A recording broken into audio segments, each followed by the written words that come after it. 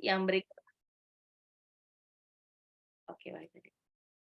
Saya ulangi lagi, fihi ma'ainani tajriyan dan fihi ma'ainani nadhakhatan, 2 mata air yang senantiasa mengalir, tajriyan dan memancar, yaitu nadhakhatan yang ada di surah Ar-Rahman itu 2 mata airnya adalah yang pertama wa mizajuhu min tasnim, tasnim.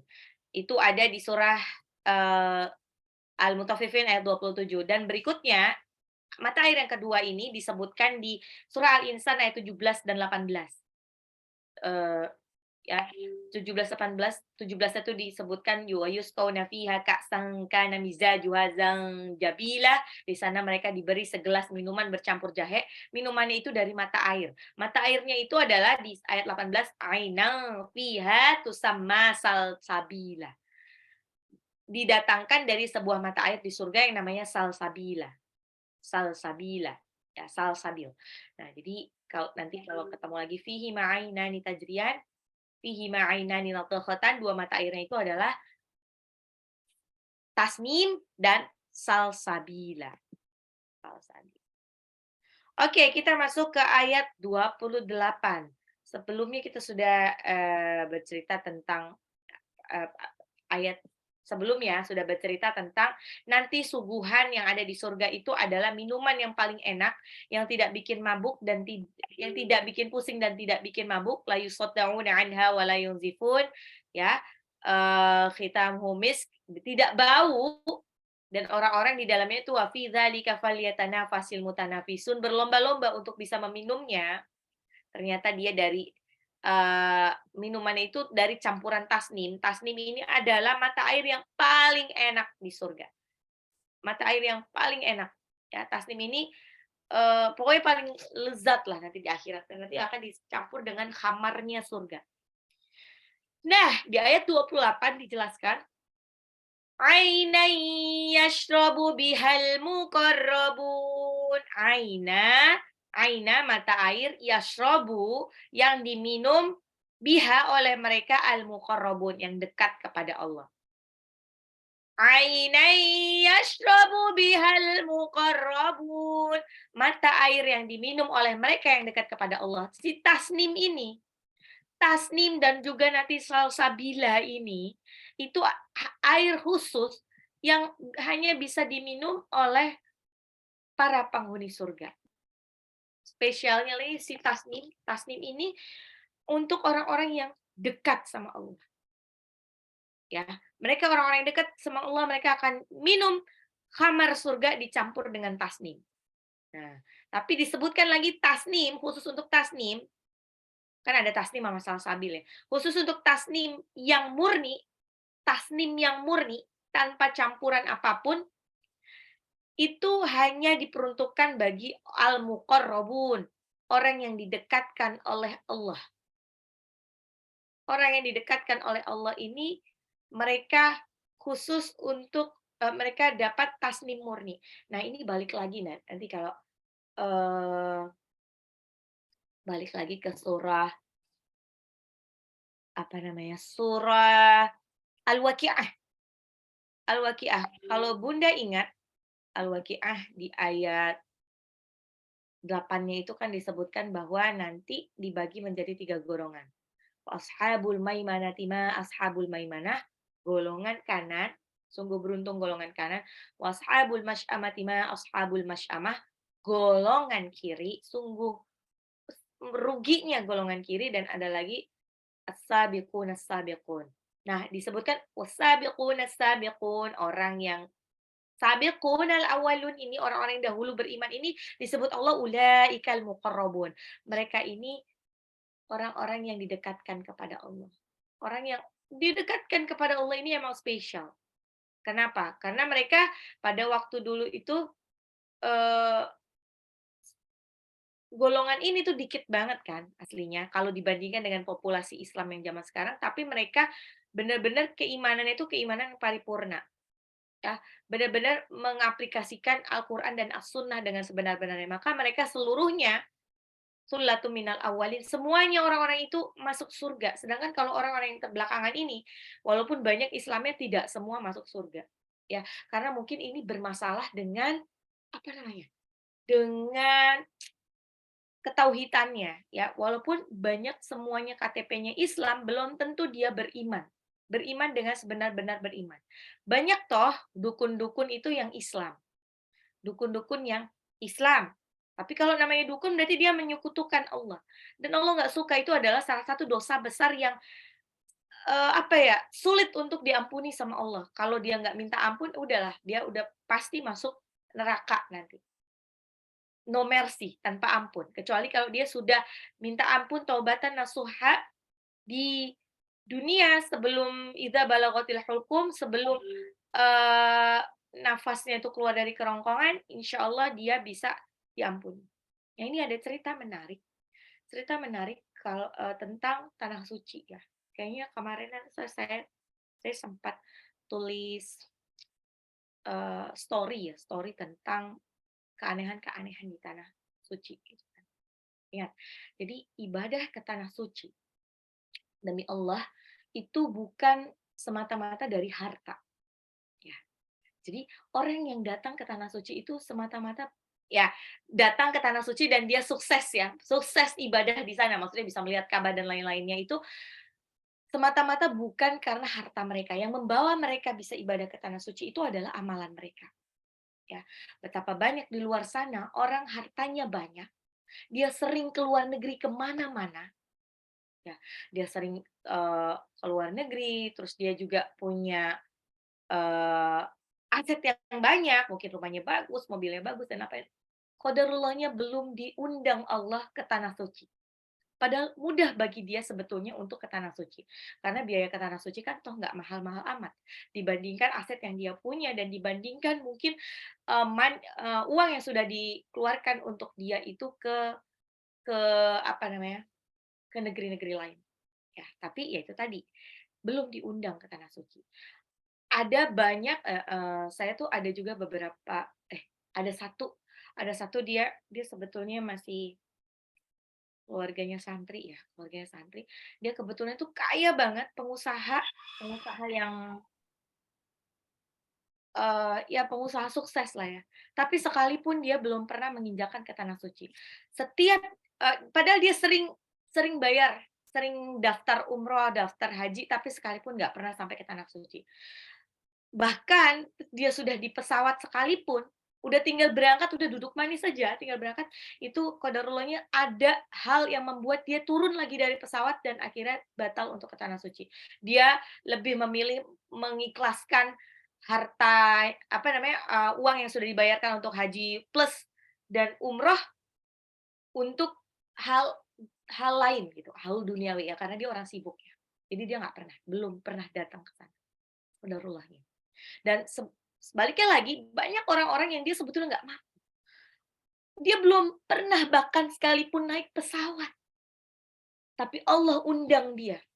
Padahal dia nggak punya uang kan ya, tapi Allah undang dia. Kalau Allah sudah undang, tidak ada satupun yang menghalangi dia untuk ibadah ke tanah suci, sekalipun dia tidak punya uang. Jadi nggak ada yang mustahil. Banyak orang-orang yang ke tanah suci, bahkan dia belum pernah naik pesawat, belum pernah lihat Jakarta, tapi dia bisa ke tanah suci. Dengan apa ya, tiba-tiba aja ada Allah memampukan dengan cara yang tidak disangka-sangka. Tiba-tiba dia dapat gratisan umroh atau haji dan lain sebagainya. Ada lagi, yang saya ceritakan kemarin di story ya. Jadi pada waktu rombongan kemarin, ke Tanah Suci, itu ada ibu-ibu yang, wah ceria banget lah, pas waktu berangkat, dia dia satu pesawat, waktu berangkat dia masih fine-fine aja, tidak ada sakit apapun dan dia sehat bugar, tidak punya penyakit apapun, tidak punya darah tinggi dan lain sebagainya. Tiba-tiba ketika dia menginjakkan kaki di, bandara Jeddah, di Jeddah, tiba-tiba itu dia lumpuh. Lumpuh nggak bisa ngapa-ngapain, nggak bisa nggak bisa jalan, nggak bisa, pokoknya lumpuh, seperti orang stroke. Akhirnya dia mesti dilarikan ke rumah sakit setempat, diperiksa sama dokter, dokter tidak menemukan kelainan medis apapun. Jadi itu memang lumpuhnya lumpuh goib. Apa yang terjadi, akhirnya dia dirawat dan dia ditinggal sama rombongannya kan, rombongannya ngurusi, ya udahlah dia fokus ke, kebetulan ini satu pesawat tapi beda travel.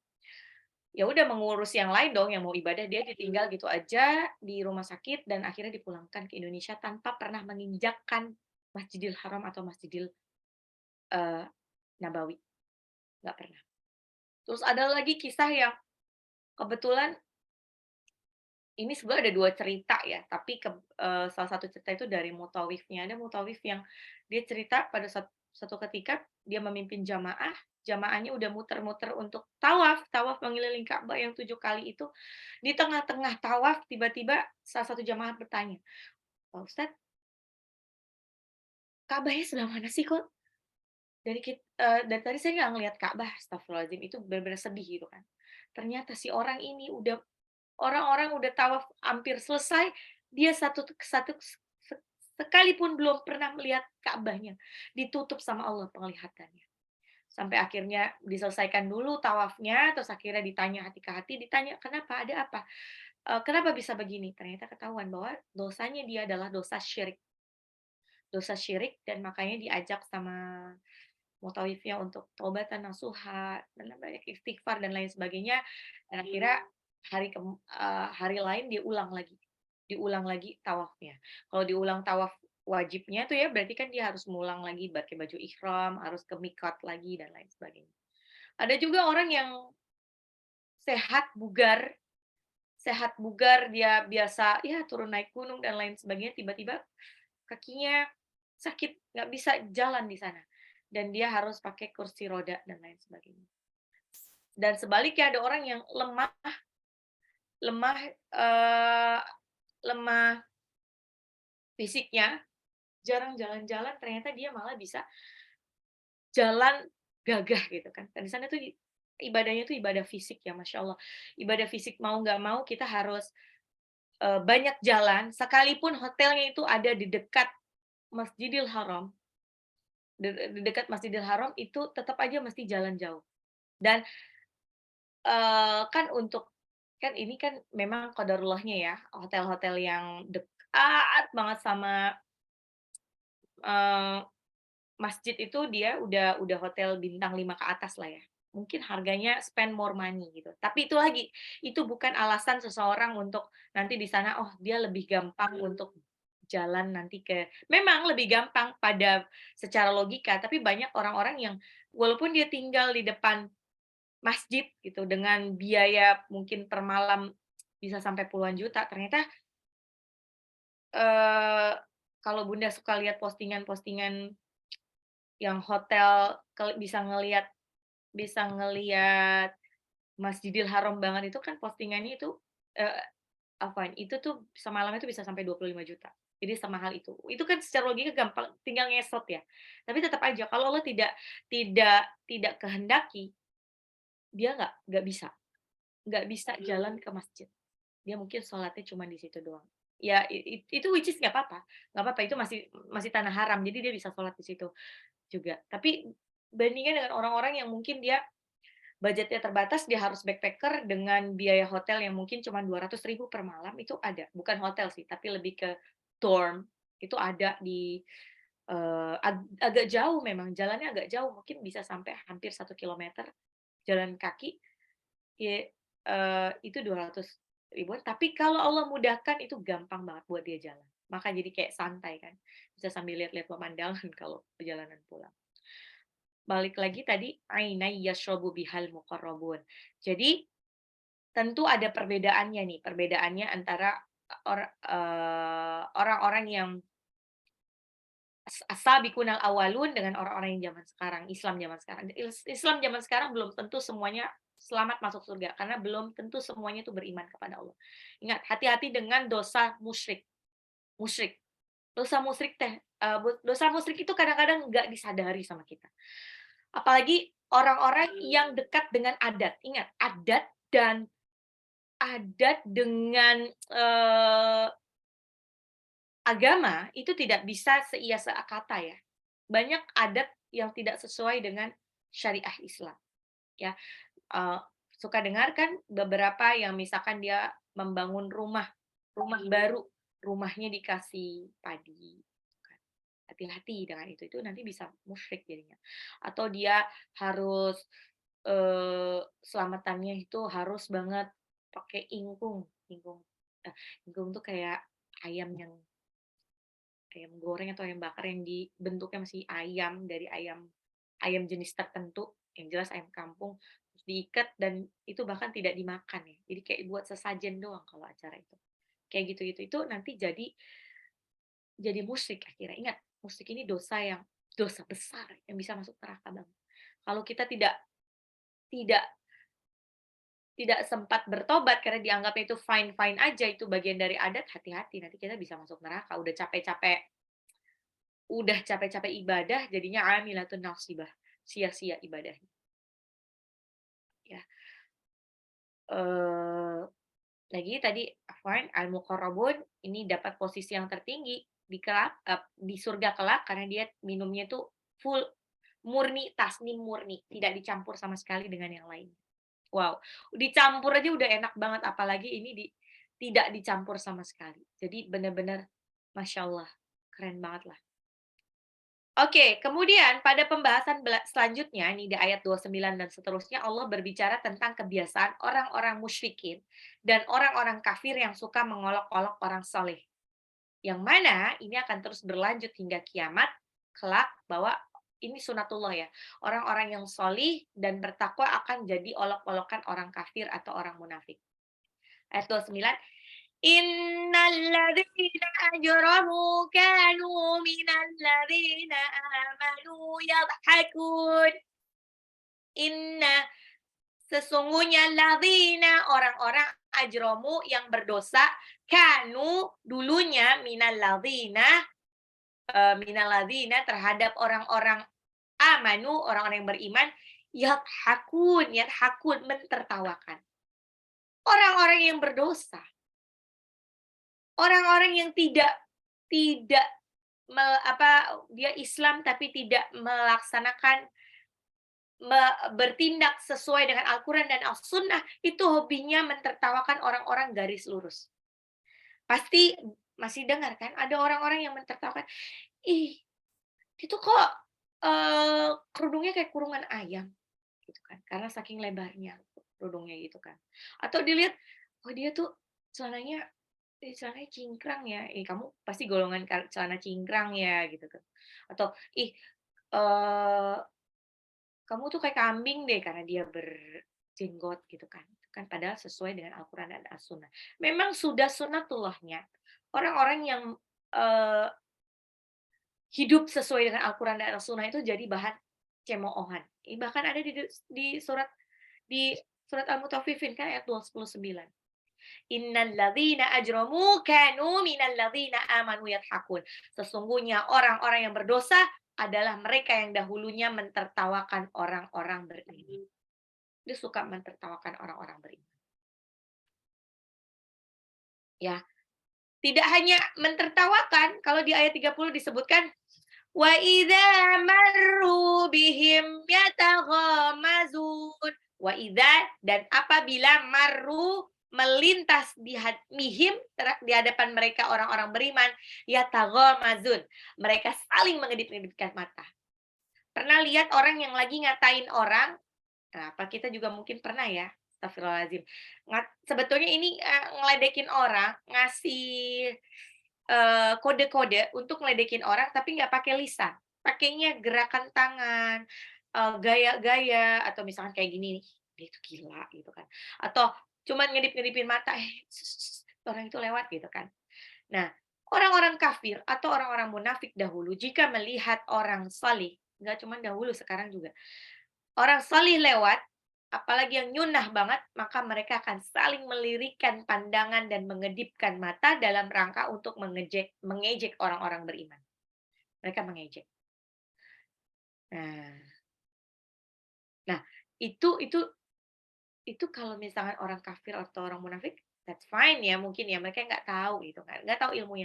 Tapi kalau sesama Muslim, apabila ada sejumlah kaum muslimin yang berusaha mengamalkan sunnah Nabi, kan maksudnya dia eee, mungkin berjenggot, menaikkan celananya supaya tidak isbal, terus dikata-katain sama sebagian lain yang tidak tahu, sama-sama muslim tapi dia malah mengejek dan mengoloknya. Orang yang berjenggot disangka jenggot kambing, orang yang berusaha menaikkan celananya supaya tidak isbal dikatakan, "Ih, kebanjiran." Ya padahal itu kan pakaian Nabi ya. Atau ada orang-orang yang, eee apa ya, bukan sengaja memang dahinya itu kebetulan hitam, kebetulan dia sholih, berjenggot dan apa, celananya tidak isbal gitu kan, cingkrang, dia dia kan biasanya suka ini ya, apa, dahinya tuh agak hitam, itu dikatain, "Ih, kamu sujudnya gimana ya? Kamu sujudnya, eee, gosok-gosokin kepala apa bisa sampai hitam gitu kan?" Tuh kayak gitu. Astagfirullahaladzim kayak gitu.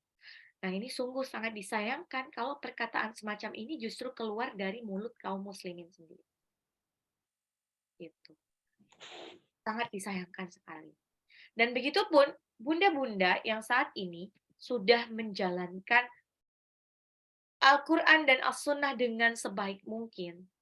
Jangan minder, jangan minder dia jadi malu itu kan, "Ya aku tuh berbeda dengan yang lain." Terus dikatain dikit kan kadang-kadang suka ya, kan masih banyak orang yang nggak tahu ya, ih kayak misalnya dia pakai cadar terus dibilang, kayak ninja," terus dia jadi baper, nah itu jangan baper. Ingat balasannya tuh nanti di surga nanti.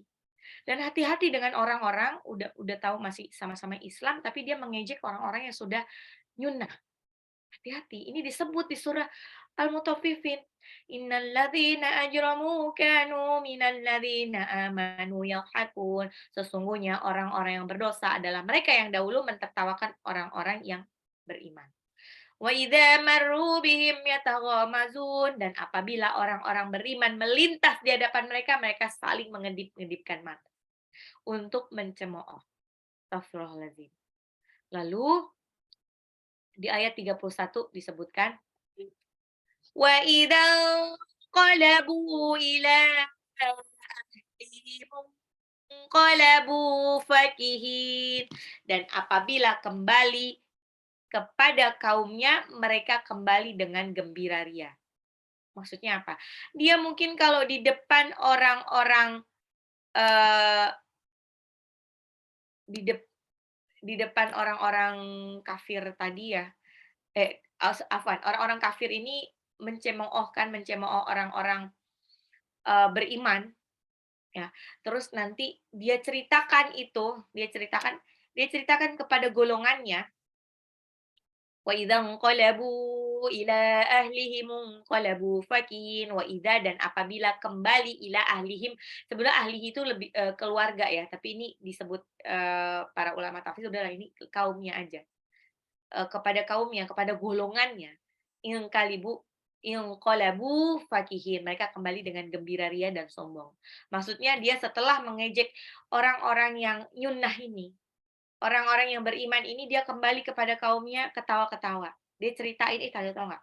Tadi tuh aku tuh ketemu sama orang ini, sama si A, sama si Soleh. Dia tuh begini-begini tau nggak? Ya ampun kampungan banget ya Allah, zaman sekarang masa kayak gini. Nauzubillah min dzalik. Nah, seperti itu. Wa idzan qalabu ila ahlihim qalabu fakihin. Padahal mereka sudah mengejek kaum muslimin di hadapan mereka langsung, namun setelah kembali ke rumahnya masing-masing dan bertemu keluarganya, mereka tidak bosan dan tetap saja mengejek kaum muslimin dengan cara menggunjingnya di belakang. Jadi dosanya double. Udah dia ngejek-ngejek, secara langsung dia ngejek juga di belakang. Nah udahlah, ini udah tidak terhitung lagi lah. Karena eee, apalagi kalau mereka yang memang kebetulan tidak Islam, tidak beriman kepada Allah. Ya. Makanya kenapa disebut alladzina kafaru wa saddu an sabilillahi adalla a'malahum di surah Muhammad ayat 1, orang-orang kafir ini tertutup dari jalannya Allah. Adalla a'malahum, mereka akan menghapuskan amalan mereka. Jadi semua amalan baik mereka tuh akan terhapus. Karena apa? Karena dia kan tidak tahu nih syariatnya kalau amal tuh harus bagaimana dan sebagainya. Dan banyak hal yang dia tidak tahu. Akhirnya ya itu tadi seperti anak sekolahan X, misalnya anak sekolahan Tarakanita, dia pengen minta rapot, di sekolah Al-Azhar. Walaupun dia sepintar apapun, sebaik apapun, tidak akan dapat rapotnya. Wa idzan qalabu ila ahlihim qalabu fakihin. Dan apabila kembali kepada kaumnya, mereka kembali dengan gembira ria. Oke. Balik lagi di ayat 32. Wa idza ra'awhum qalu inna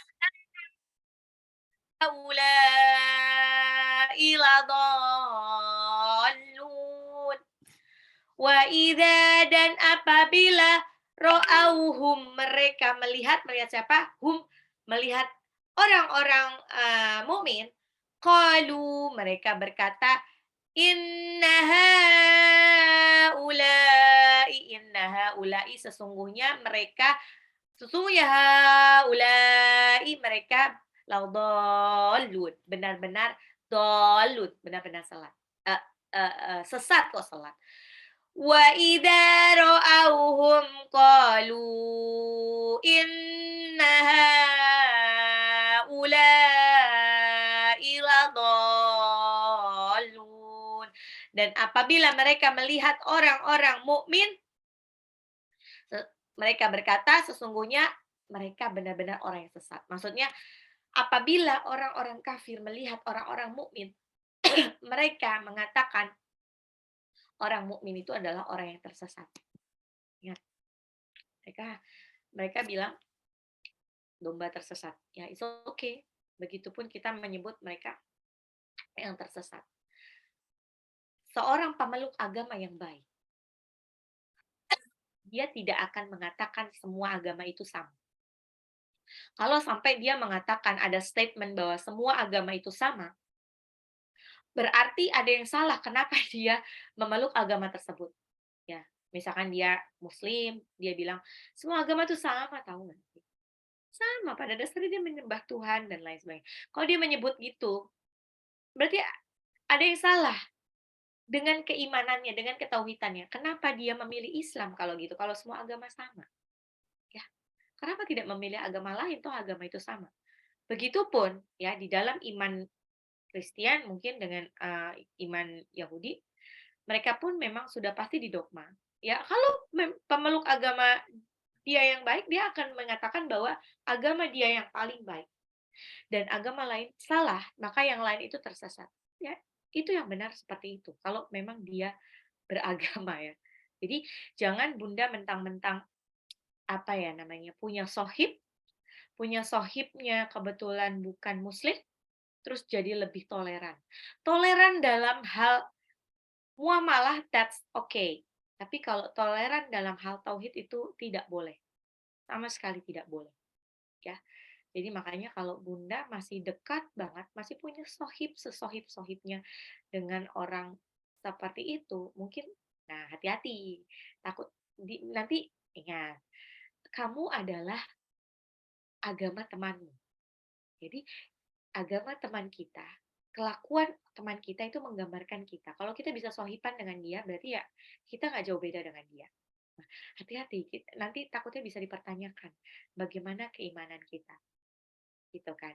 Jadi boleh nggak bersahabat berteman? Boleh, tapi ingat masih tetap ada batasnya. Nah, berarti kalau masih ada batasnya, berarti dia bukan nggak luar dalam kan. Jadi Eee, Bunda kalau pernah tahu sahabatan dengan seseorang itu kan mau nggak mau tuh kayak kita kita tahu cerita tentang dia, dia tahu cerita tentang kita, dan mau nggak mau kita tuh pemahamannya jadi sama banget gitu kan.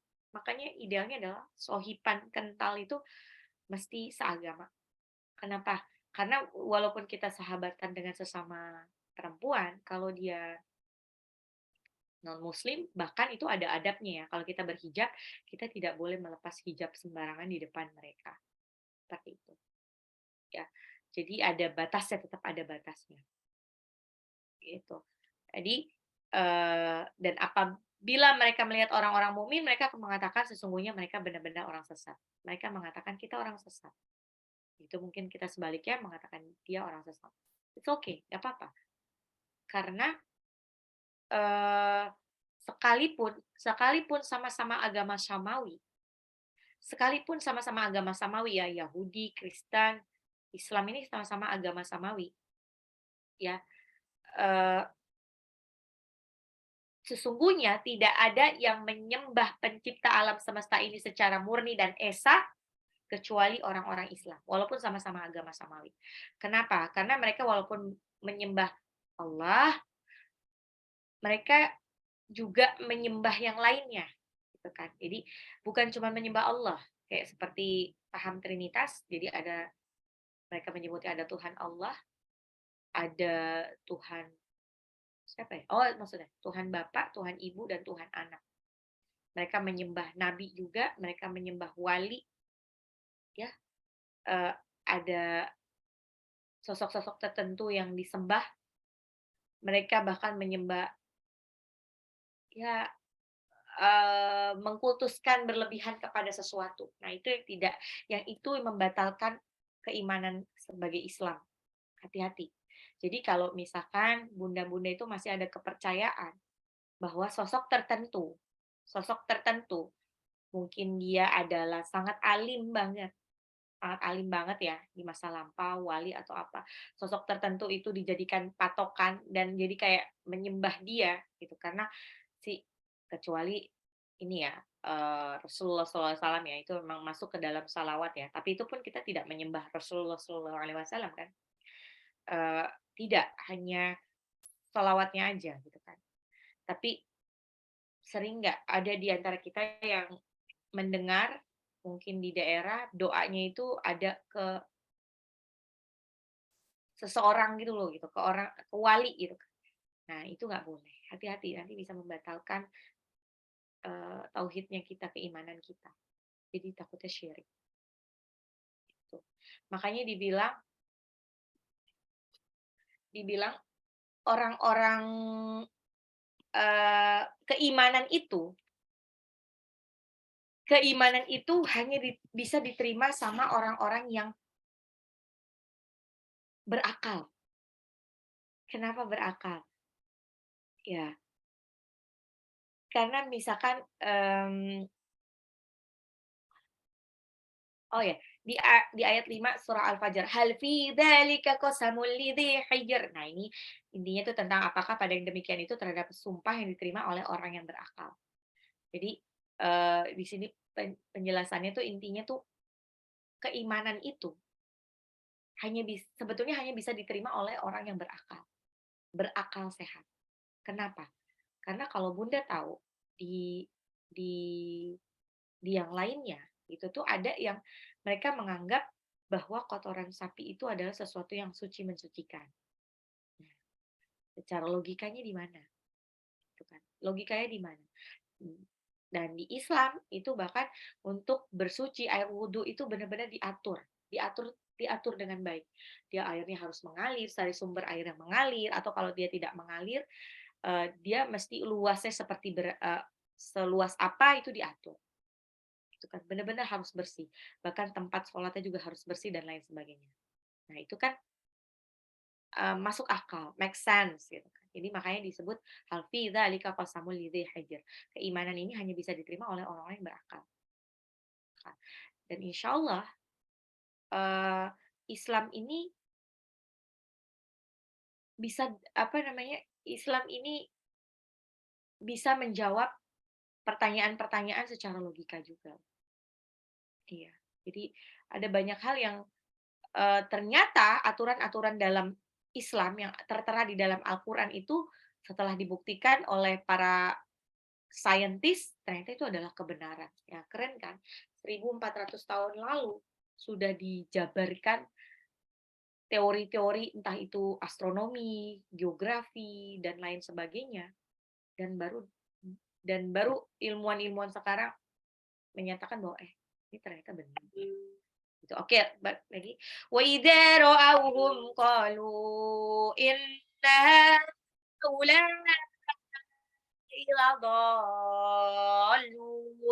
dan apabila mereka melihat orang-orang mukmin, mereka mengatakan sesungguhnya mereka benar-benar orang yang sesat. Mereka mengatakan bahwa sesungguhnya mereka orang-orang yang sesat. Oke.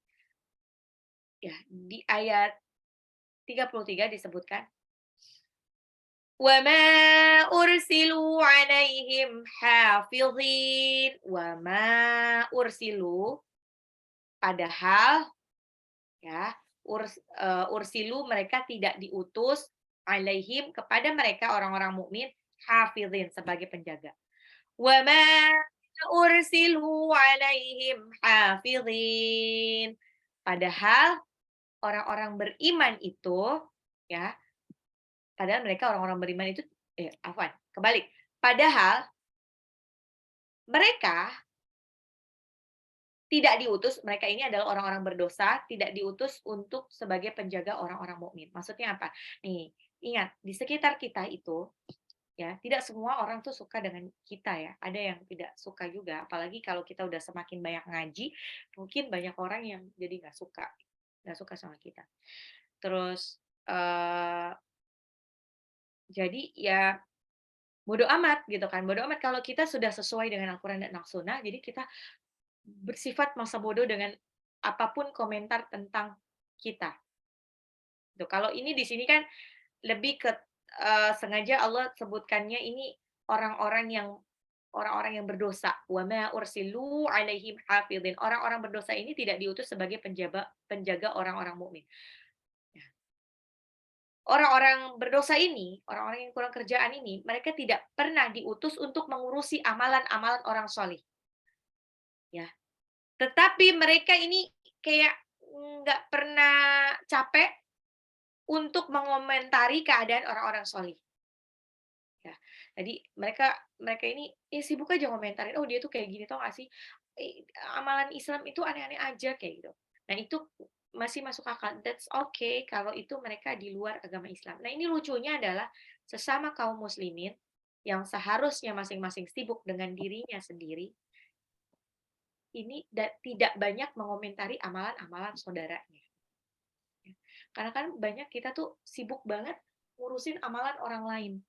Nah, ingat hati-hati Bunda, ada beberapa mungkin ingat kita kan ada ini ya, ada perbedaan khilafiyah ya. Perbedaan khilafiyah yang membedakan mungkin pemahamannya tentang misalnya wudhu, kalau misalkan bersentuhan dengan laki-laki itu batal atau tidak, itu kan juga berbeda-beda ya. Berbeda-beda sesuai dengan khilafiyahnya.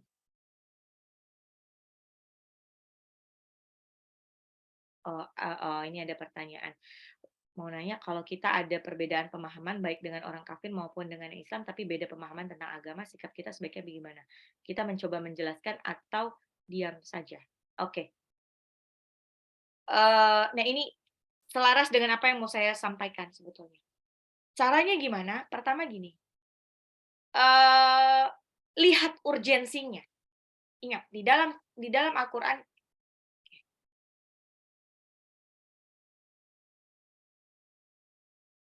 Oh, oke, that's right. Waktu itu kasusnya seorang kafir pernah bilang, Nabi Isa kan duluan daripada Nabi Muhammad. Harusnya kita gituin yang duluan dong. Nah, perhatikan, kita bisa menjawab pertanyaan itu, kita bisa mendakwahi, lihat dari urgensinya. Kok lihat dari urgensinya sih? Nah, karena di dalam Islam, di dalam Al-Quran itu disebutkan fadzakir in nafa'ati dzikra. Itu di surat Al-A'la. Maka berilah peringatan seandainya peringatan itu berguna buat dia. Kata Allah itu di Al-A'la ayat 9. Ayat 10-nya, sayadzakkaru may yakhsha, orang yang takut kepada Allah akan mengambil pelajaran. Kalau orang itu nggak takut kepada Allah, dia nggak akan mengambil pelajaran. Kalau udah gitu, tinggalkan. Bodoh banget kalau kita ikut ikut berdiskusi sesuatu yang terus nanti berdebat yang tidak ya akhirnya nggak ada gunanya. Karena tujuannya dia bertanya, tujuannya dia berdiskusi tujuannya dia bertanya bukan untuk berdiskusi, tapi lebih untuk nyecer aja tanpa ini. Nah, balik lagi. Kalau Bunda tidak punya pengetahuan tentang itu, lebih baik diam. Daripada Bunda nanti malah jadi kebawahnya cuman emosi doang. Kebawahnya cuman emosi doang. Kalau dari kasus ini misalkan, eee, seorang kafir pernah bilang Nabi Isa kan duluan daripada Muhammad, harusnya kita gituin yang duluan dong. Nah ini lagi, ingat, semua agama samawi itu intinya adalah tauhid. Nggak ada yang berbeda, semua intinya tauhid. Nah nah itu yang harus kita pahami dahulu. Memang Islam itu agama yang terakhir, makanya sebetulnya disebut di kitab-kitab terdahulu, entah itu di Taurat ataupun Injil, sudah disebutkan bahwa suatu hari nanti ada khotamun 'alan nabi, namanya Ahmad atau Muhammad. Itu disebutkan di dalam kitab-kitab mereka. Disebutkan di dalam kitab-kitab mereka, makanya mereka itu, eee, beberapa yang mereka ahli kitab, ingat ahli kitab, bedakan ahli kitab dengan sekedar,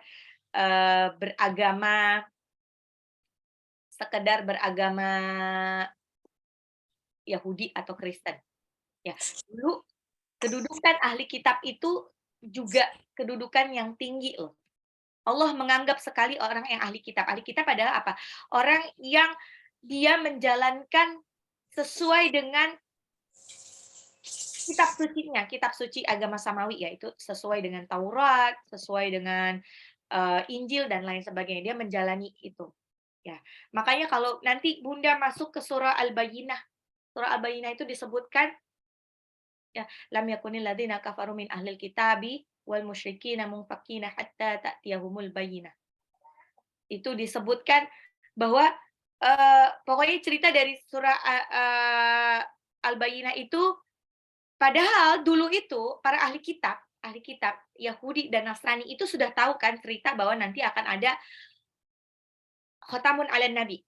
Nah, tapi mereka sudah berazam, oke, nanti suatu hari nanti kalau memang khotamun 'alan nabi itu datang, muncul, maka aku akan beriman kepadanya. Aku akan beriman kepada nabi itu. Karena mereka berpikiran nabinya itu adalah segolongan sama mereka. Balik lagi nih, ini flashback lagi tentang kisah Nabi Ibrahim alaihissalam. Nabi Ibrahim itu pertama punya istri namanya Sarah. Qadarullahnya sama Sarah itu lama banget gak punya anak. Akhirnya menikah lagi dengan Hajar. Menikah lagi dengan Hajar, qadarullahnya langsung dikasih anak. Hajar. Dikasih anak, terus lama-lama Sarah juga jadi cemburu ya, namanya perempuan. It's okay gitu kan. Terus akhirnya solusinya adalah makanya Ibrahim mengungsikan istri dan anaknya Hajar ke kota Mekah. Saat itu kota Mekah itu kayak tempat jin buang anak lah. Kenapa tempat jin buang anak? Karena dulu tuh nggak ada air. Nggak ada air seperti air Zam-Zam sekarang. Jadi pokoknya suatu tempat kalau tidak ada air sama sekali, itu tidak dijadikan pusat peradaban. Ingat, kalau kita belajar sejarah masa lampau, pusat peradaban dunia itu pasti ada airnya. Peradaban Mohenjo-daro dan Harappa itu kan ada Sungai Gangga. Pusat peradaban Mesir kuno itu ada apa? Ada Sungai Nil. Seperti itu kan. Lalu karena di situ tidak ada air, makanya ya udah tidak ada peradaban, sepi banget. Nah, pada waktu ditinggal, bayangkan waktu itu Ismail masih kecil. Mungkin masih digendong-gendong sama Hajar kan. Ismail kecil kehausan. Walaupun pakai ASI, kalau ibunya nggak minum kan dia juga nggak ada ASI-nya dong, nggak ada airnya. Terus akhirnya Hajar membawa anaknya, menggendong-gendong anaknya, sa'i dari Sofa ke Marwah selama 7 kali. Untuk mencari air. Nah, kalau Sofa dan Marwah sekarang mah enak gitu, bukitnya udah di keramik ya. Kalau dulu kan enggak ya, mungkin akan, dan bener-bener panas banget. Nah, pas waktu akhirnya sampai di putaran terakhir udah capek banget. Capek sudah capek sekali dan mungkin dua-duanya duduklah ke bawah gitu kan. Dan Ismail kecil nangis kan, kehausan, dia akhirnya menendang-nendang dan ternyata di tendangannya qadarullahnya biiznillah keluarlah mata air yang disebut mata air Zam-Zam yang keluar sampai sekarang. Nah, balik lagi. Kemudian Sarah yang tadinya tidak punya anak akhirnya punya anak. Akhirnya punya anak. Punya anaknya itu namanya Ishak. Nanti Ishak itu adalah cikal bakal dari para nabi-nabi. Nabi-nabi Nabi Musa alaihissalam, Nabi Isa alaihissalam, dan itu adalah cikal bakal dari Bani Israel. Nah, berarti Yahudi sama Kristen sebetulnya sama-sama dari Bani Israel ya, dari Bani Ishak lah ya, dari Bani Ishak. Nah, dari Bani Ishak. Nah, jadi mereka berpikir bahwa Ahmad atau Muhammad ini adalah apa? Adalah berasal dari Bani Ishak juga.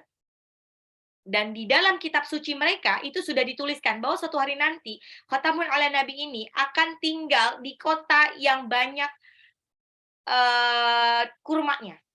Saat itu kota yang banyak kurmanya itu ada di Yastrib. Yastrib itu adalah nama kuno dari Madinah. Nama kuno dari Madinah. Nah, makanya orang-orang Yahudi sebelum itu Rasulullah hijrah ke kota Madinah itu udah tinggal di Madinah.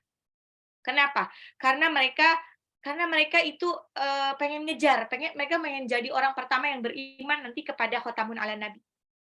Nah, mereka berbondong-bondong datang ke kota Madinah. Akhirnya di situ jadi pusat perdagangan.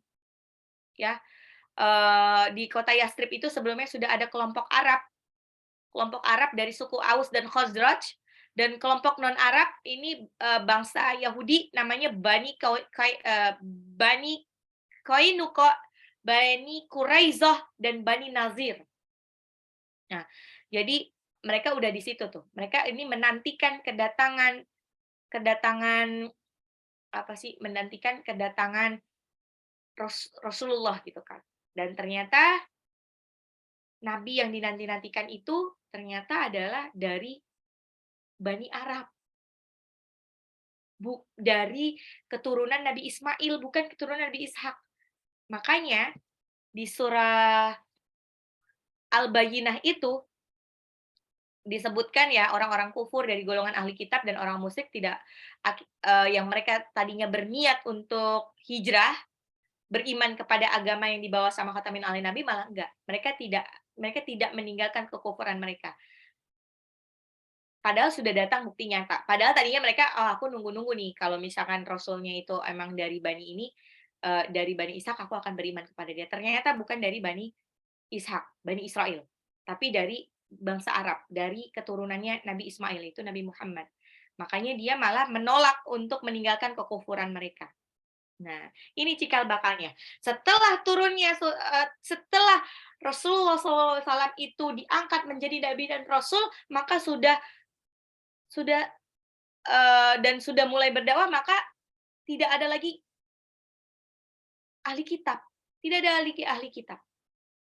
Ya, tidak lagi yang disebut ahli kitab, yang dia harus ikut dengan apa yang ada di dalam Alkitab itu. Apa yang ada di dalam itu disebutkan bahwa nanti kalau di akhir bertemu dengan Khotamun ala Nabi harus beriman kepada itu, beriman kepada agama yang dibawa sama itu.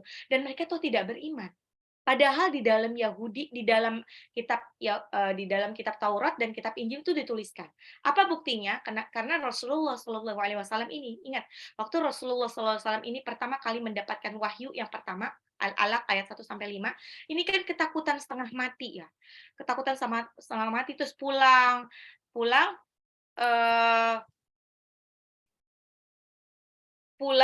terus ada Khadijah tanya, Khadijah nggak langsung tanya, Khadijah membiarkan Rasulullah ini cerita sendiri. Akhirnya Rasulullah ini cerita bahwa ketemu ini. Nah, karena saat itu kan tidak, alim ulama saat itu adalah ahli kitab kan. Nah, kebetulan Khadijah ini punya saudara ulama. ulamanya itu agama Yahudi. Agamanya Yahudi. Makanya diajak ketemu sama Warokoh bin Naufal ini adalah Nasrani ya. Ya, jadi ada afwan ini ada saudaranya Khadijah yang memang ahli kitab, benar-benar ahli kitab, nanya mereka, berkonsultasi. Sehingga orang itu bilang sama Khadijah, ini kayaknya suami kamu itu adalah nabi, khotamun ala nabi yang ada di dalam Alkitab. Jadi jaga baik-baik gitu kan, jaga baik-baik jangan sampai ini ketahuan duluan sama kaum Yahudi. Kalau sampai ketahuan takutnya nanti dibunuh. Nah, itu sudah disebutkan seperti itu. Ya, Warokoh bin Naufal bin Asad bin Abdul Uzza itu udah bilang seperti itu. Dia sudah bilang kayak gitu karena dia kan ahli kitab, dia imam Arab saat itu, dia paham tentang isi Taurat dan Injil. Nah, jadi sebetulnya adalah Bunda harus tahu dulu sejarahnya. Kalau Bunda sudah tahu sejarahnya, yang benar itu apa? Yang ya memang Nabi Isa dahulu, tapi di dalam kitab suci Injil ataupun Taurat itu sudah dituliskan. Sudah dituliskan bahwa nanti ada khotamun ala Nabi yang harus diikuti ajaran agamanya. Gitu. Tapi Bunda nggak perlu, Bunda lihat-lihat dulu nih, apakah dia termasuk objek dakwah yang tepat seperti fadzakir in nafa'ati dzikrah? Apakah dia nanti saya dzakaru may yakhsha? Emang dia benar-benar tanya nggak tahu? Ataukah dia cuma ngetes? Kalau cuma ngetes tinggalkan, nggak usah ikut perdebatan apapun dengan orang-orang seperti itu karena tidak akan menghasilkan apapun. Karena tidak akan menghasilkan apapun. Ingat kan di surah Abasa waktu itu pernah dibahas, bahkan itu disebutkan di surah Abasa ya. Rasulullah SAW waktu itu ngincer para petinggi kafir Quraisy ya, makanya waktu Ahul A'ma datang seorang buta yang namanya Abdullah bin Umi Maktum, Nabi Muhammad diem aja karena lagi sibuk nih, lagi berdakwah dengan kalangan elit gitu kan. Nah, ditegur sama Allah, "Wa may yudrika la'allahu yazakka." Tahukah engkau bahwa boleh jadi dia Abdullah bin Umi Maktum yang cuman orang biasa ini ya, dia ingin menyucikan diri dari dosa. Dia sudah masuk Islam, udah benar Islam. Terus atau au yadzakkaru fatanfa'u dzikra, atau dia tuh pengen mendapatkan pengajaran yang bermanfaat untuk dia. Misalkan dia mungkin tanya soal wudu kan, kalau misalkan wudunya salah kan nanti jadi sholatnya salah gitu. Sedangkan orang-orang pembesar Quraisy itu amma man istaghna, mereka merasa cukup, mereka nggak butuh sebenarnya, cuman belum tentu gara-gara dakwahi sama Rasulullah dia masuk Islam. Tapi si Abdullah bin Umi Maktum udah jelas-jelas masuk Islam walaupun orang biasa. Ada kemungkinan kalau Abdullah bin Umi Maktum ini diabaikan, dia malah keluar dari agama Islam. Atau kalau padahal si pembesar Quraisy ini belum tentu masuk ke agama Islam. Kayak gitu. Jadi sikap kita adalah kalau ini dengan yang berbeda agama ya. Dengan berbeda agama, ya udah. Tidak perlu berdebat. Kalau dia memang bertanya, jawab sesuai dengan pengetahuan Bunda. Tapi kalau dia ngeyel, bodoh amat. Lupakan. Terus bagaimana pemahaman dengan sesama muslim? Nah, lagi tetap fadzakir in nafa'ati dzikra. Apakah dakwah kita itu bermanfaat untuk dia? Lihat dulu target dakwahnya. Kalau dia teman baik kita, teman dekat kita, saudara kita, ada kewajiban buat kita untuk menyampaikan kebenaran walaupun satu ayat. Sampaikan kebenaran. Sampaikan kebenaran, diceritakan, oh ini salah loh. Oh, ini nggak ada loh. Kita bikin apa sih, mesti ngasih padi di atap rumah yang lagi dibikin, itu nggak ada loh ajarannya di dalam Islam. Itu nggak apa-apa, kasih tahu. Kalau dia ngeyel, tinggalkan. Berarti ya udah beda. Dia bukan target dakwah yang saya dzakaru may yakhsha. Bukan orang-orang yang takut kepada Allah sehingga dia bisa menerima dakwah kita. That's it, tinggalkan saja. Dan kita nggak usah sibuk. Nah, ini sindiran yang Wama ursilu 'alaihim hafizin. Padahal mereka orang-orang yang berdosa tidak diutus sebagai penjaga orang mukmin. Begitupun kita nggak perlu ngurusin amalan orang lain. Toh setiap orang itu sudah ada penjaganya masing-masing, sudah ada malaikat penjaganya masing-masing. Jadi kita sibuk aja sama diri sendiri. Kita nggak usah mikirin, kok dia sholatnya gitu ya? Gitu kan. Kalau dia dekat sama kita baru boleh disampaikan. Nah, nanti Bunda, kalau nanti Bunda ke Tanah Suci, Bunda akan lihat tidak semua menganggap kaki itu adalah aurat, ya. Mungkin dia punya pemahaman yang berbeda ya. Kalau Bunda lihat jamaah jamaah Pakistan, India, Bangladesh itu banyak yang mereka tidak menganggap kaki itu adalah aurat.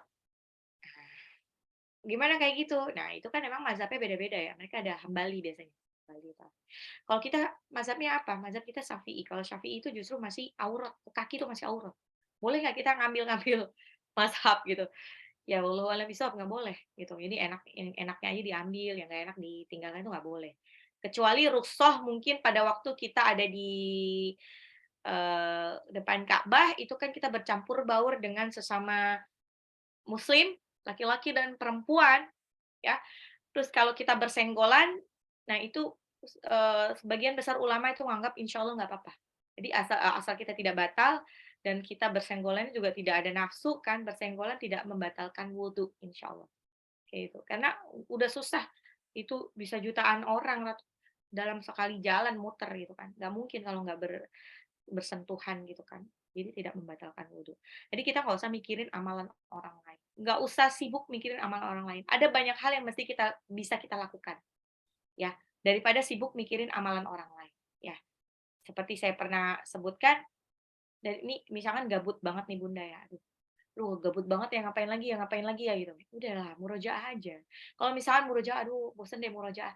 Nah, Bunda inilah iseng-iseng gitu loh, kayak kan di surah Abasa ada afala yang duruna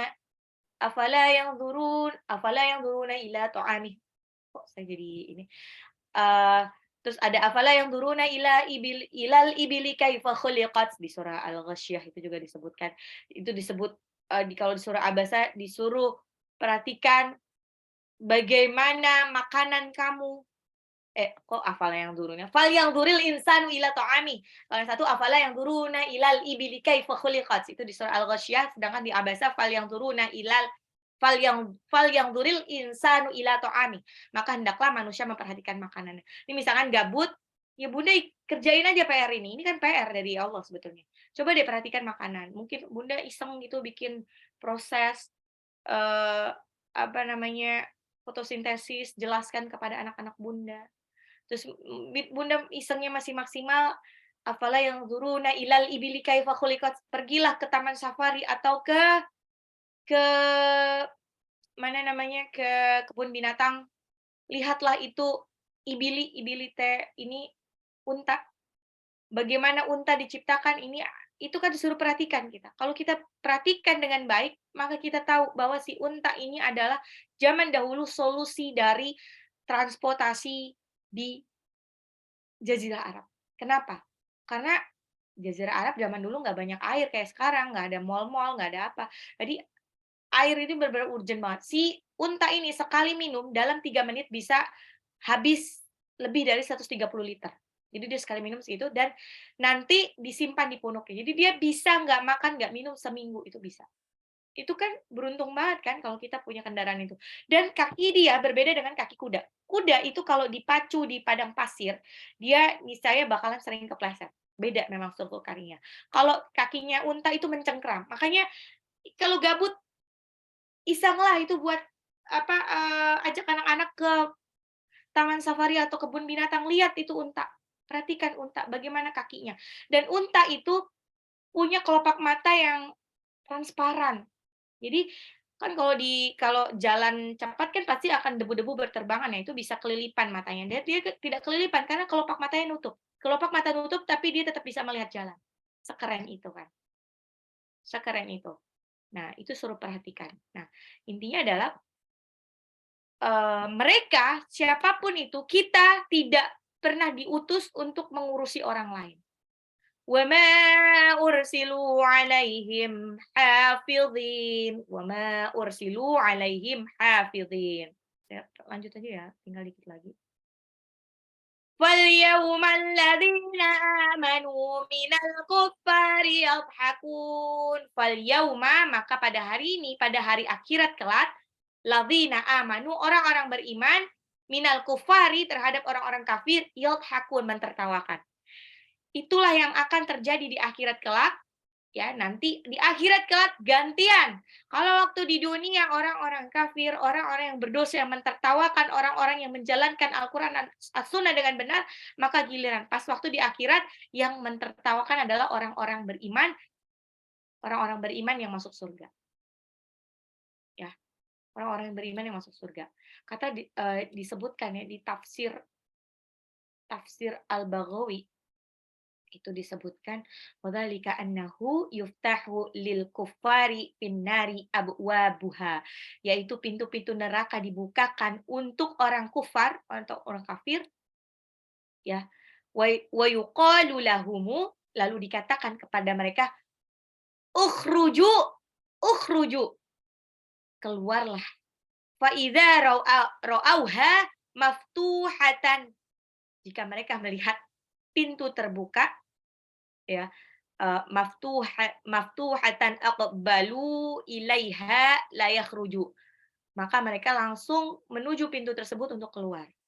Tapi wal mu'minuna, dan orang-orang mukmin yang dzuruna, melihat mereka, yang dzuruna ilaihim fa idzan tahau, jika mereka sampai ila abwabiha, sampai ke pintu tersebut, ulliqat dunahum, maka ditutuplah pintu tersebut.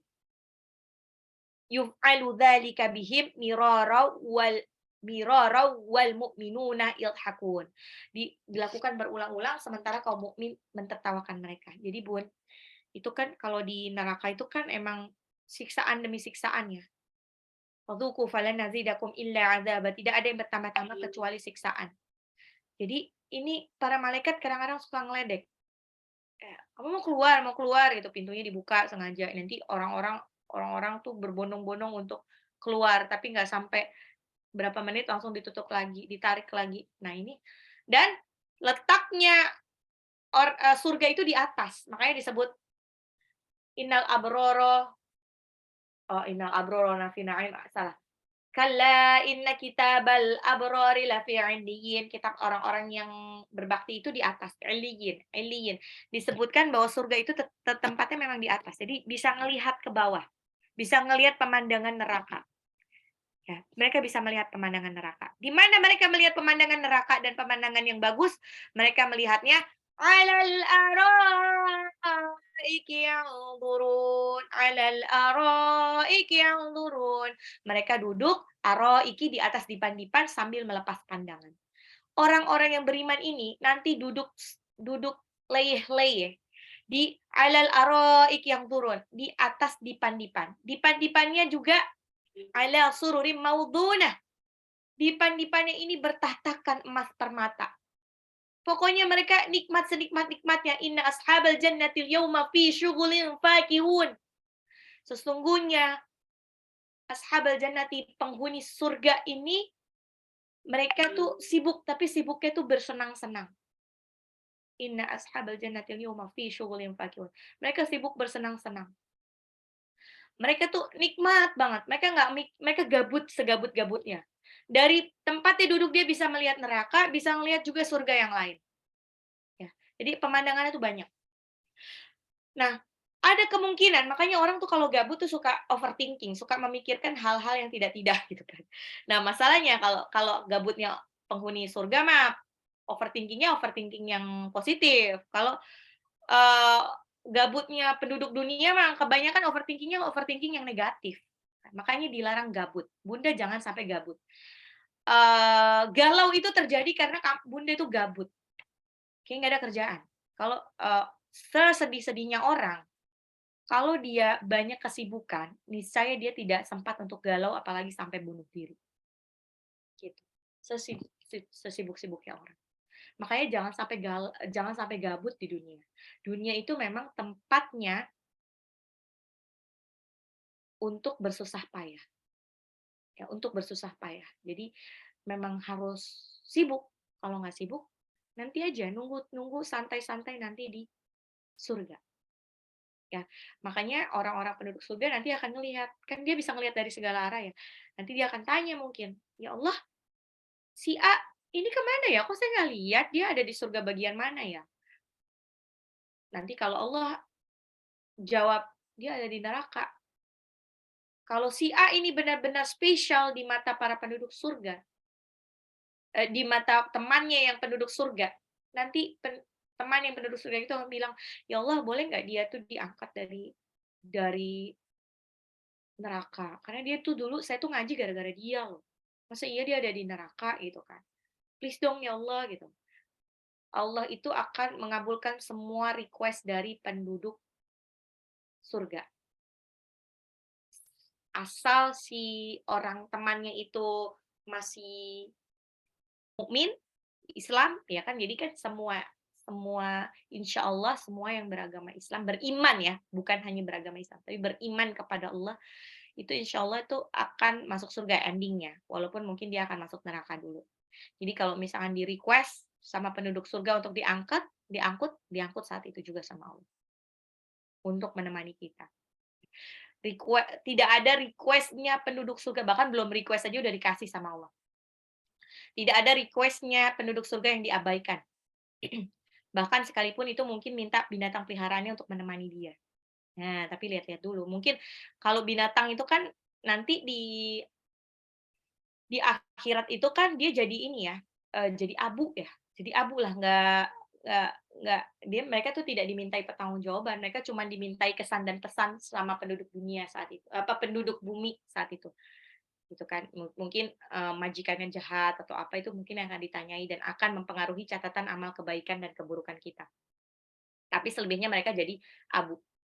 Nah, satu-satunya anjing yang masuk surga itu cuman si Kitmir aja nih, yang menjaga pemuda Ashabul Kahfi.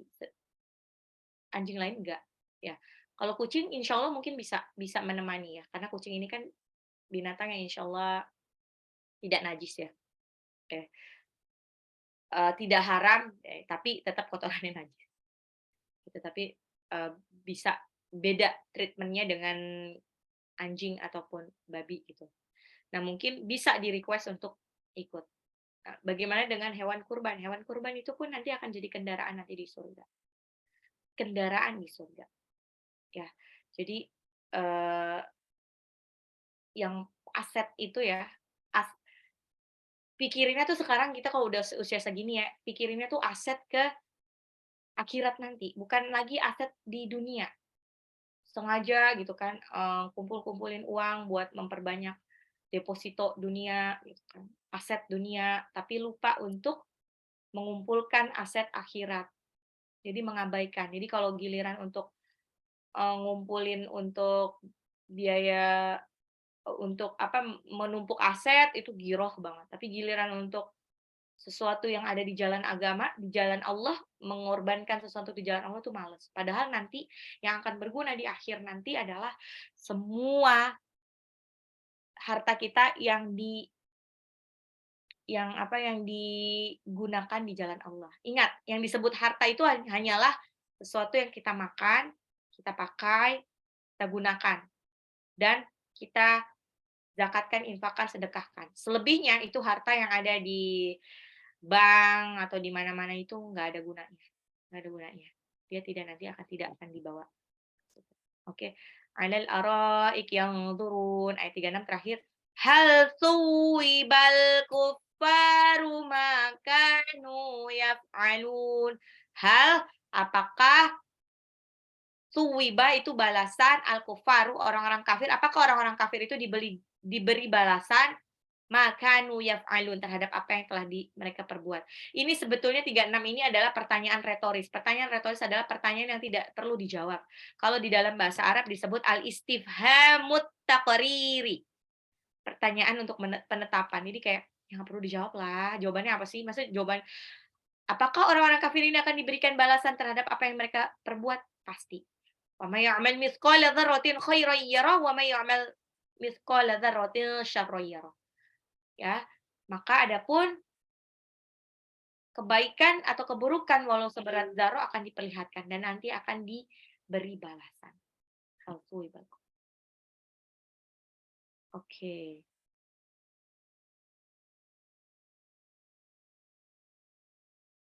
Yes, that's right. Saya bilang makanya di Bu Rika, malah saya jawabnya falyanzuril insanu ila ta'amih. Ini tidak hanya melihat dari mana dia didapatkan, apakah dia hasilnya halal atau haram, ataukah dia ini dari babi atau segala macam, tapi juga bagaimana ilmunya. Jadi ada banyak PR. Inilah kerennya Al-Qur'an ini. Falyanzuril insanu ila ta'amih. Jadi intinya adalah kita jadi bersyukur. Bersyukur karena benar kan, kalau saya dulu jelasinnya pertama adalah ini tidak hanya dilihat bagaimana dia halal, bagaimana cara mendapatkannya, halal atau haramnya, tapi juga dilihat bagaimana mendapatkannya. Nah, nanti itu nyambung-nyambung ke ayat yang lain. Kalau nanti Bunda kita sudah masuk di surah Al-Fajr itu disebutkan lagi. Wa ta'kuluna turatsa aklan lamma. Memakan wa ta'kuluna itu memakan turatsa ini harta dengan cara mencampur baurkan yang halal dan haram. Ini adalah orang-orang yang nanti kelak akan masuk neraka. Mereka akan menyesal sehingga mereka bilang yaqulu ya laitani qaddamtu li hayati. Seandainya dahulu aku mengerjakan kebajikan untuk hidupku, maka aku tidak akan seperti ini. Seandainya dahulu aku tidak asal untuk mencampur baurkan harta. Karena tipikal orang-orang yang kafir atau orang-orang yang bermaksiat itu mereka tidak peduli lagi dari mana hartanya itu didapatkan. Jangan harap ya Bunda, jangan harap anak Bunda itu bisa jadi penghafal Al-Qur'an kalau hartanya masih didapat dari hasil riba. Jangan harap rumah Bunda itu akan penuh keberkahan dan lain sebagainya kalau rumahnya itu didapat dari hasil riba. Gitu, hasil riba. Makanya gimana caranya? Gimana caranya ya kita tetap berdoa kepada Allah, taubatan nasuha, terus berusaha, insya Allah Allah memampukan untuk nanti menyelesaikan cicilannya. Nih, apalagi bunda-bunda yang baru mau mulai cicilan, astagfirullahaladzim. Gimana bisa dia baru mau mulai cicilan saat orang-orang sudah mau menyelesaikan cicilan dan sudah mulai bertobat?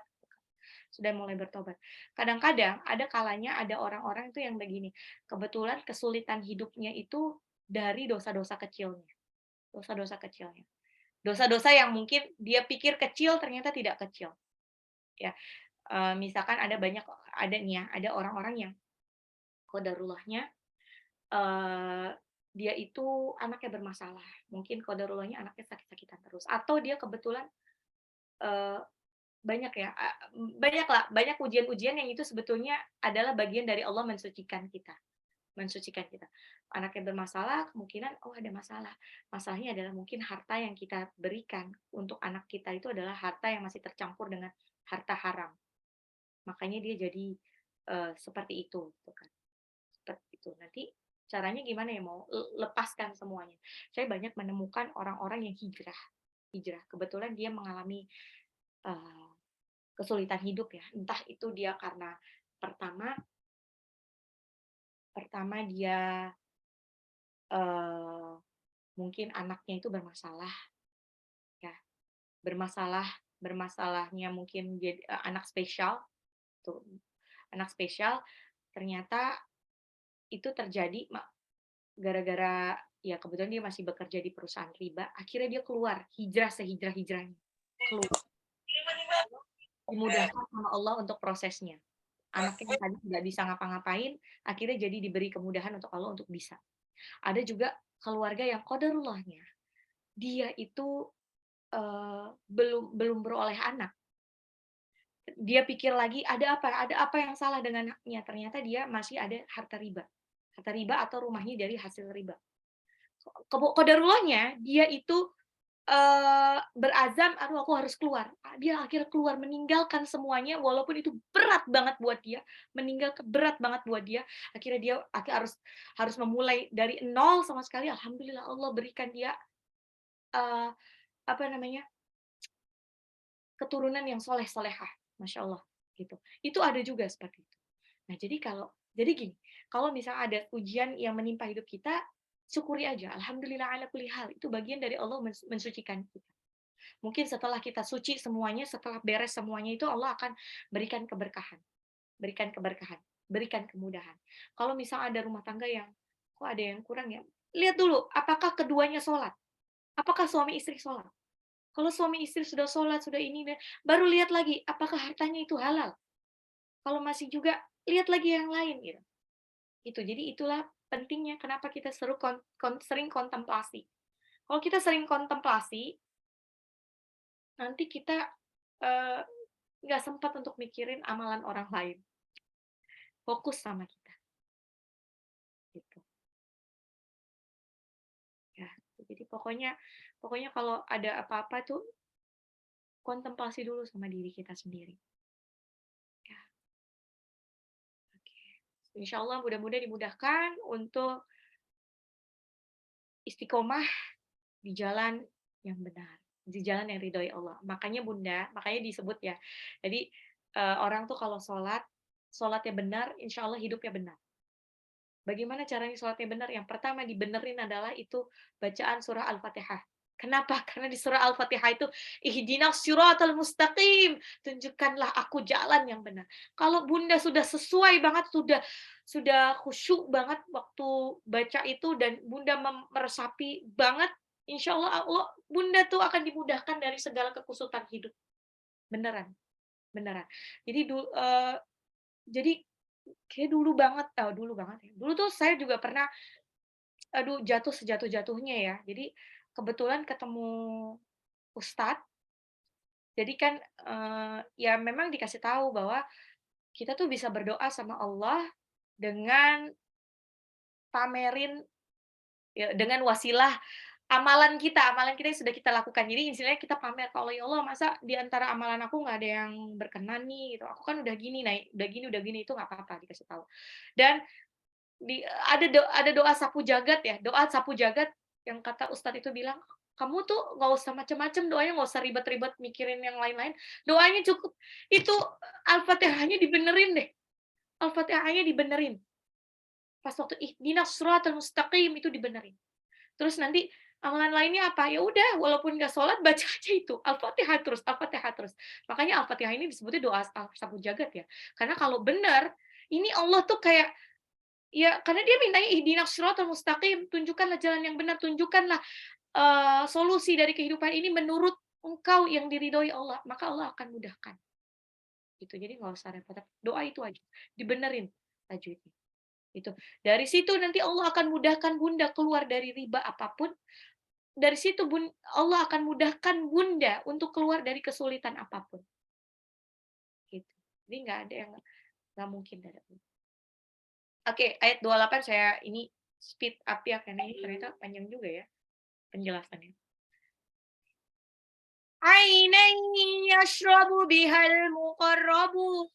Aina, tanwin ketemu ya itu jadi idgham miruna, ainain gitu ya, ditahan. Ainan yashrabu bihal muqarrabun. Al muqarrabun alif lam qamariyah, ba-nya itu mad alif disukun. Ainan yashrabu bihal muqarrabun. Ainan, mata air, yashrabu yang diminum, bihal muqarrabun oleh orang-orang yang didekatkan. Tasnim ini adalah full tasnim untuk orang-orang yang didekatkan. Ainai yashrabu bihal muqarrabun. Ainai yashrabu bihal muqarrabun. Ainai yashrabu bihal muqarrabun. Ainai yashrabu bihal muqarrabun. Innalladzina ajramu kanu minalladzina amanu yadhakun. Inna, sesungguhnya, ladzina ajramu, orang-orang yang berdosa, kanu dulunya minalladzina amanu, terhadap orang-orang yang beriman suka mentertawakan. Inna, ingat gunnah, nunnya ditahan. Ajramu, jimnya Qalqalah, mimnya 2 harokat, kafnya 2 harokat, nunnya juga 2 harokat, minal ladzina, zalnya mad tabi'i 2 harokat, amanu, alif sama nunnya 2 harokat, yadhakun, kafnya itu mad arid sukun. Innal ladzina ajramu kanu minal ladzina amanu yadhakun. Innal ladzina ajramu kanu minal ladzina amanu yadhakun. Innal ladzina ajramu kanu minal ladzina amanu yadhakun. عينا يشرب بها المقربون إن الذين أجرموا كانوا من الذين آمنوا يضحكون وإذا مروا بهم يتغامزون وإذا dan apabila maru berlintas bihim di hadapan mereka orang mukmin yataghamazun mengedip mata. وَإِذَا مَرُّوا بِهِمْ يَتَغَامَزُونَ وَإِذَا مَرُّوا بِهِمْ يَتَغَامَزُونَ وَإِذَا مَرُّوا بِهِمْ يَتَغَامَزُونَ وَإِذَا مَرُّوا بِهِمْ يَتَغَامَزُونَ وَإِذَا مَرُّوا بِهِمْ يَتَغَامَزُونَ وَإِذَا انقلبوا إلى qalabu fakihin. Wa idza dan apabila inqalabu kembali ila mereka kembali kepada kaumnya, keluarganya, inqalabu mereka akan kembali dengan gembira karena habis ngata-ngatain orang beriman. Wa idza qalabu ila ahlihim qalabu fakihin. وَإِذَا انقلبوا إِلَى أَهْلِهِمُ انقلبوا فَكِهِينَ عَيْنًا يَشْرَبُ بِهَا الْمُقَرَّبُونَ عَيْنًا يَشْرَبُ بِهَا الْمُقَرَّبُونَ إِنَّ الَّذِينَ أَجْرَمُوا كَانُوا مِنَ الَّذِينَ آمَنُوا يَضْحَكُونَ وَإِذَا مَرُّوا بِهِمْ يَتَغَامَزُونَ وَإِذَا انقلبوا إِلَى أَهْلِهِمُ انقلبوا فَكِهِينَ وَإِذَا رَأَوْهُمْ قَالُوا إِنَّ هَؤُلَاءِ لَضَالُّونَ Wa idza dan apabila ro'auhum mereka melihat melihat orang-orang beriman maksudnya orang berdosa orang kafir melihat orang beriman mereka akan berkata qalu inna haula'i ladallun sesungguhnya mereka ini benar-benar sesat. Wa idza dalnya 2 harokat qalu qafnya 2 harokat lamnya jaiz munfasil inna nunnya gunnah ditahan haulai haknya sama lamnya ini mad wajib mutasil terus ladallun ini dotnya mad lazim musaqal kalimi 6 harokat lamnya mad arid sukun wa idza ra'awhum qalu inna ulai ladallun wa idza ra'awhum qalu inna ulai ladallun wa idza ra'awhum qalu inna ulai ladallun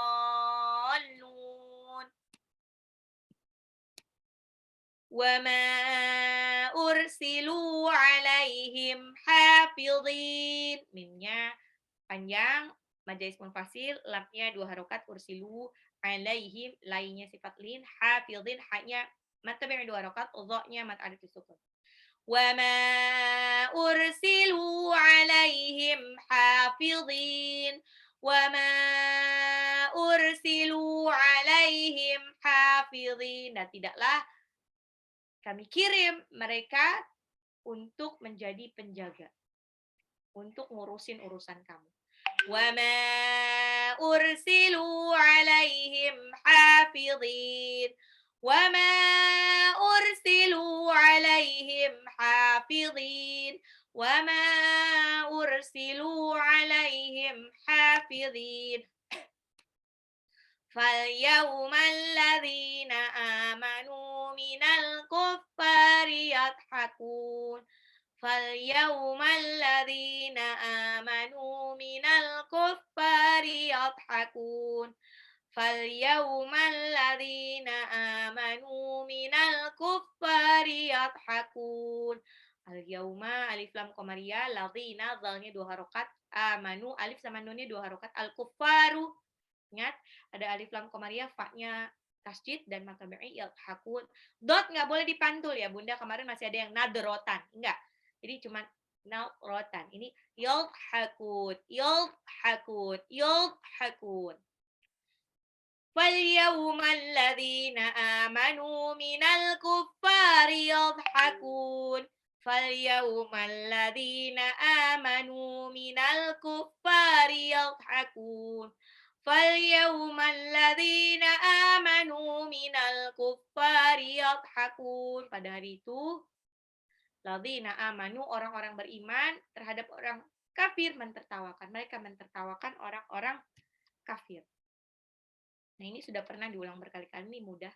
Alal araiki yanzurun. Alal di atas, araiki dipan-dipan, yanzurun memandang, melepas pandangan. Orang-orang muslim melepas pandangan di atas dipan-dipan. Ro-nya mad wajib mutasil ya, panjang ya. Roiki.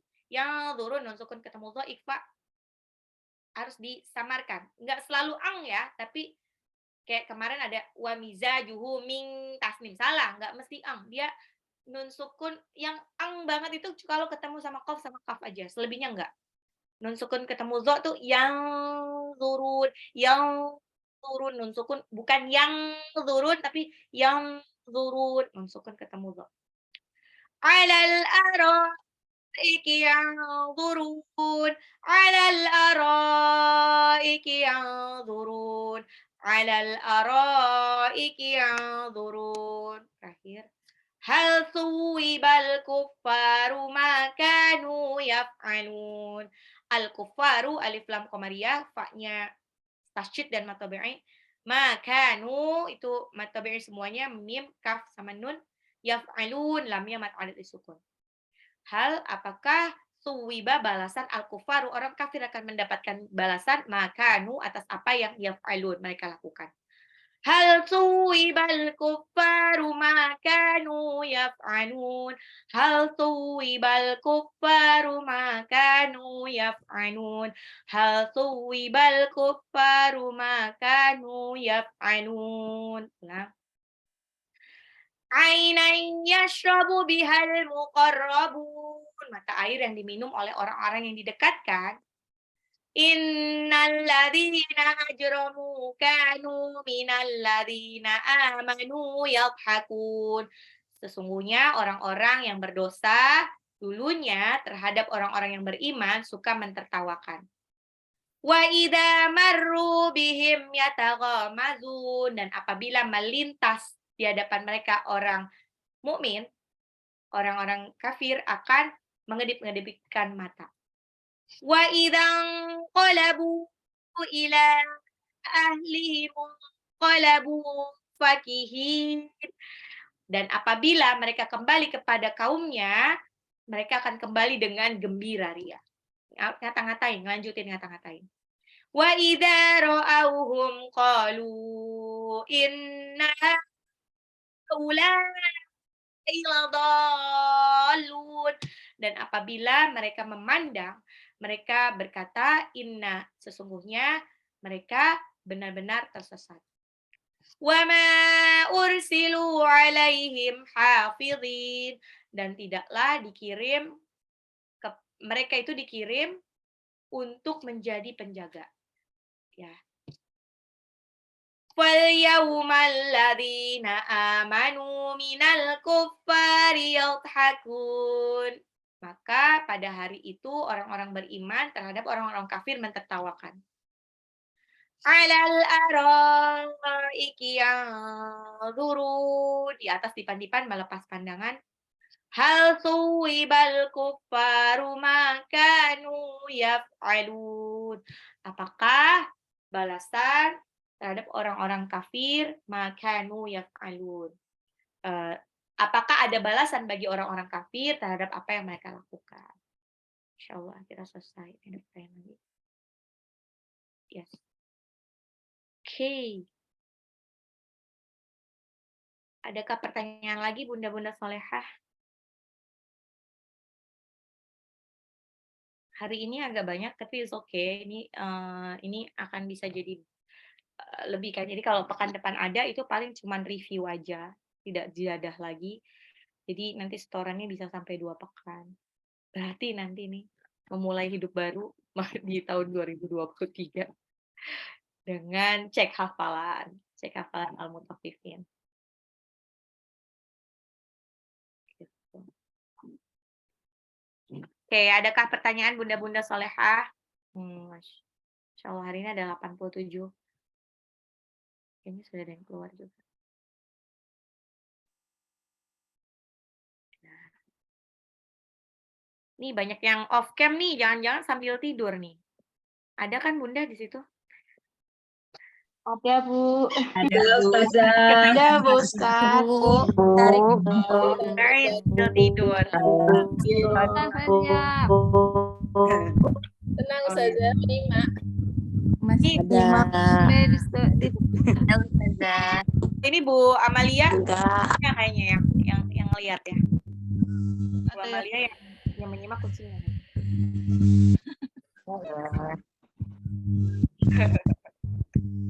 Oke, baiklah, insyaallah bunda-bunda dimudahkan semua ya dalam menghafal, tetap istiqomah ya. Amin.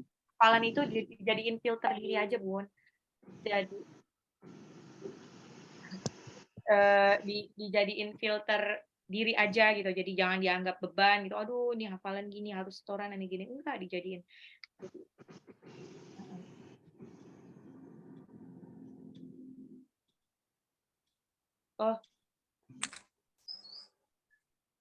Oh iya nih apa ini di admin.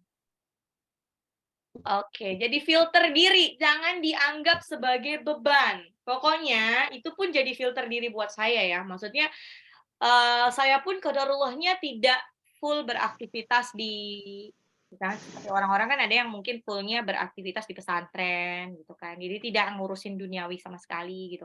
Sedangkan kalau saya qadarullahnya masih berurusan dengan dunia ya, dunia untuk memfasilitasi akhirat gitu kan. Nah, itu jadi filter saya. Jadi kalau ada kesibukan saya yang tiba-tiba kok saya banyak lupa untuk murojaah, itu berarti ada yang salah dengan aktivitas saya dan saya insyaallah langsung tinggalkan. Walaupun mungkin aktivitas saya itu menggiurkan secara duniawi gitu kan. Itu tidak akan saya lakukan. Gitu. Jadi pokoknya tuh pokoknya saya hanya melakukan kegiatan yang insyaallah bisa menunjang aktivitas akhirat gitu. Jadi ya udah, memang kita dunia kan emang cuman buat ini ya, cuman buat perlintasan. Apa namanya masalah hidup pun pasti ada. Tidak ada yang tidak ada masalah hidup. Semua pasti dikasih masalah hidup. Cuman masalahnya tuh beda-beda. Tapi jangan sampai masalah hidup membuat kita melempemkan niat kita untuk mendekatkan diri kepada Allah. Gara-gara masalah hidup kita jadi males murojaah gitu. Jangan. Sayang gitu kan. Malah justru jadi lebih dekat kepada Allah. Gara-gara ada masalah hidup, healing sana, healing sini, healingnya ke negara-negara macam-macam gitu kan. Jangan, kalau healing sekalian aja ke tanah suci Bun. Ya. Jadi, nah ini juga nanti makin ke sini kita semakin memahami bahwa tidak ada urgensi untuk mengunjungi negara kafir. Kenapa? Tidak ada urgensi untuk mengunjungi negara kafir kecuali Bunda ke sana untuk sesuatu yang insya Allah diridhoi Allah. Insya Allah diridhoi Allah ya, entah itu untuk belajar atau mungkin emang kebetulan dinas ya, dinas dan pekerjaannya tuh halal, terus atau untuk dakwah. Kenapa tidak ada urgensi untuk bepergian ke negeri kafir, karena kita nggak pernah tahu kapan kita meninggalnya. Kalau kita meninggal di negara kafir, qadarullahnya tidak bersama dengan teman muslim, teman muslim pun mungkin agak susah membantu kalau kita semua di negara kafir. Itu ngerinya kalau kita meninggalnya di negara kafir, tidak berada di komunitas muslim, nanti kalau meninggal agak susah. Tidak langsung jenazahnya itu tidak langsung diurusin dengan baik. Nah, itu seremnya kayak gitu. Itu sebenarnya memang ada hadisnya juga loh. Kita tidak boleh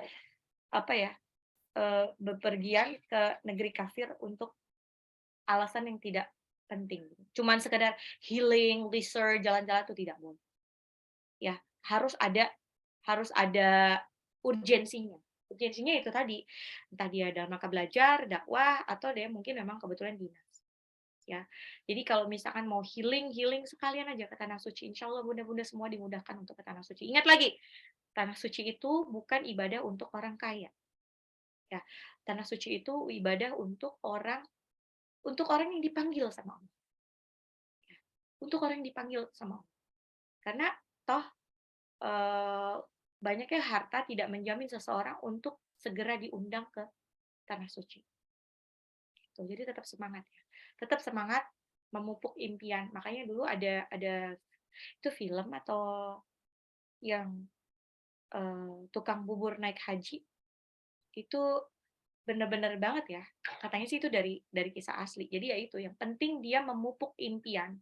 Pokoknya Bunda nih kalau sekarang tuh udah sering ngeliatin reels tentang Mekah, Madinah, terus-terusan muncul di beranda Bunda, Masya Allah, mungkin itu adalah step Bunda ke tanah suci. Wallahu a'lam bishawab kapan. Jadi itu udah ada panggilan.